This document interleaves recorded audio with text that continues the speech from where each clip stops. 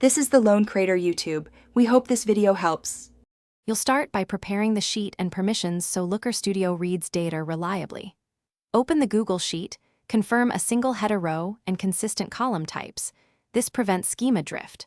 Once done, grant editor or viewer access for the account you'll use and enable link sharing only if required for collaborators. Make sure date columns use ISO format and numeric columns are not stored as text. This first step reduces errors later and speeds up connector mapping. Now connect the sheet inside Looker Studio. Click Add Data, pick the Google Sheets connector, and choose the exact spreadsheet and worksheet you prepared. Make sure to toggle Use First Row as header.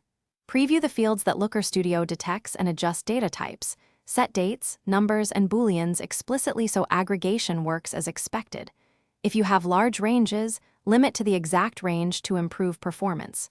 Once mapping looks right, add the data source to your report to surface the fields. Finish by configuring performance and verifying results. For heavy reports, create an extract or enable caching and set a sensible refresh interval to reduce load.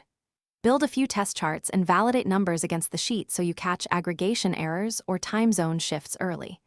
If values don't appear, make sure the connector uses the correct header row and range and recheck sharing permissions. One key troubleshooting tip: if rows are missing, reopen the sheet. Remove any merged cells or hidden filters, then reauthorize the connector. Thanks for watching. Consider subscribing if we helped you.